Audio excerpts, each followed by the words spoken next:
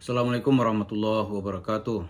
Pemirsa, sekarang kita akan melihat bagaimana kiprah Habib di dalam sejarah perjuangan dan dinamisasi keagamaan di Nusantara. Kedatangan Habib atau orang Arab lah ya, Arab umumnya dari Yaman, itu banyak datang ke Nusantara ini. Itu setelah terusan Suez aktif untuk pelayaran kapal-kapal di saat itu. Ya seperti kita tahu, terusan Suez itu arsitek atau insinyurnya adalah Ferdinand de Lesseps.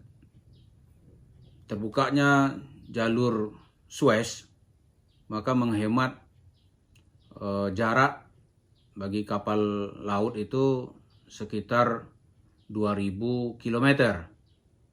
Itu kalau dihitung hari, itu bisa menghemat hari lebih dari 1 minggu. Jadi kalau sebelumnya kapal berlayar ke Tanjung Harapan untuk sampai ke Nusantara, sekarang tidak. Cukup dari Laut Tengah, tembus ke Selat Babul Mandab, lalu berlayar sampai ke Nusantara. Di antara cerita pelayaran itu, ada satu kelompok masyarakat Arab dari Yaman umumnya atau dari Hadramaut datang ke sini. Nah, di sini mereka terbagi-bagi, ada yang aktif dalam bidang keagamaan dan umumnya ini menyebut dirinya dengan Habib, yaitu min ahlil bait, yani berhubung dari keluarga Rasulullah Shallallahu Alaihi Wasallam. Tapi dalam sikap politik itu ada juga sebenarnya ya Habib-Habib pejuang kemerdekaan banyak, tapi juga tidak sedikit ada Habib yang menjadi antek kolonial, ya, menjadi kawan karibnya Snok Hokrunya.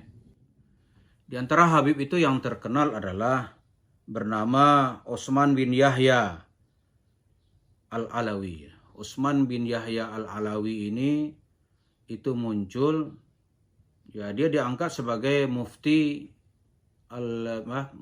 fi Batavia ya. Mufti pemerintah Belanda untuk daerah Betawi.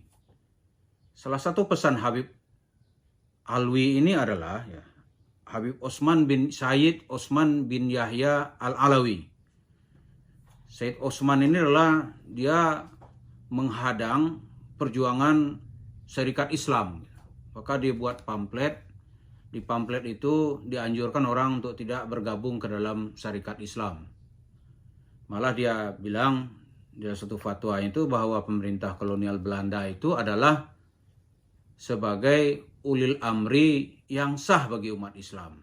Nah itu Sayyid loh, orang Arab. Jadi dalam apa itu Sayyid Utsman ini ya itu dibantah keras nanti oleh ulama-ulama, baik ulama Indonesia maupun ulama yang ada di Arab, tentang sikap fatwanya itu. Bahkan ulama-ulama Nusantara di awal abad itu menolak kesimpulan Said Alawi ini bahwa pemerintah kolonial Belanda itu sebagai ulil amri.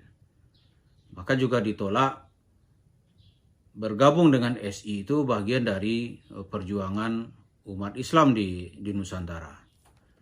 Tulisan-tulisan tentang Said Utsman ini itu ada juga yang menulis, misalnya Profesor Dr. Azumardi Azra. Itu menulis panjang lebar dalam sebuah jurnal siapa dan bagaimana kiprahnya Said Utsman ini. Dan Deliar Nur di dalam menyelesaikan PhD-nya di Cornell, dia juga membuat tulisan, salah satu babnya bercerita tentang Habib yang menjadi antek kolonial.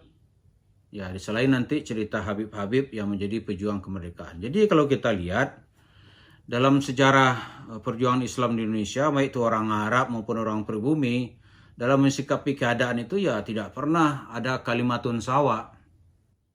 Kata satu itu nggak ada. Habib yang berjuang ya banyak. Habib menjadi prajurit untuk membela kemerdekaan RI ya banyak. Tapi jangan juga kita lupakan, Habib menjadi antek Belanda ya juga ada gitu. Nah di era kemerdekaan sama saja. Ada yang bersama pemerintah, nanti ada yang kontra pemerintah. Tapi ya gelar Habibnya tidak dicopot tuh. Tetap saja dia memakai Sayyid atau Habib gitu. Begitu juga nanti sampai di era sekarang.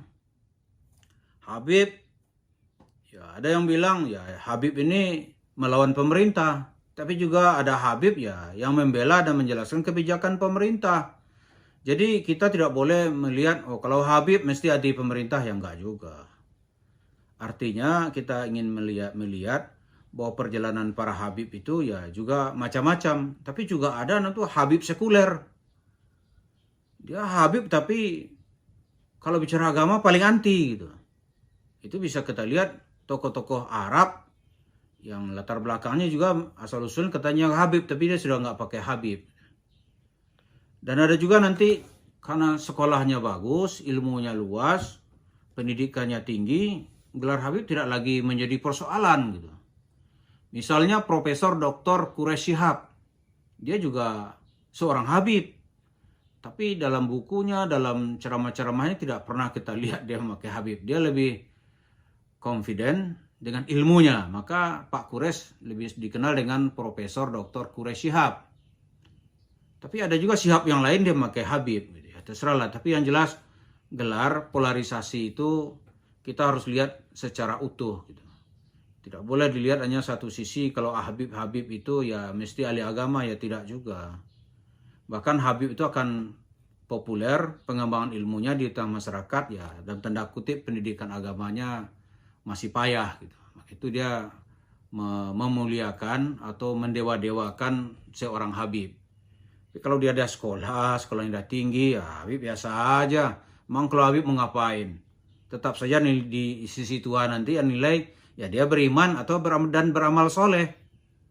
Seperti surat At-Tin itu mau orang Yahudi kayak, mau orang Palestina kayak, mau orang Mekah kayak, mau orang Madinah kayak ya. Tapi dia kalau nggak amanu wa amilu sholihat, tetap saja derajatnya di sisi Allah itu akan jatuh. Nah bagi orang-orang yang sudah pendidikan melihat Habib itu ya sebagai perjalanan sejarah saja, sejarah, nggak ada lebih dari itu. Kalau kiprahnya bagus ya maka akan diterima oleh masyarakat sebagai khidmat yang baik. Tapi kalau enggak ya enggak gitu. Kalau dia sekuler ya sekuler. Dia radikal ya radikal.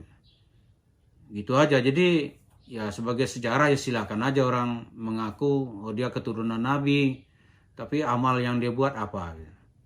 Karena Tuhan hanya menjamin illal ladzina amanu wa amilus sholihat. Baru dia memperoleh falahum ajurun ghairu mamnun. Tapi kalau gelar-gelar aja ya di bawah fatwa agama salah-salah misalnya, orang tetap akan mempersoalkannya.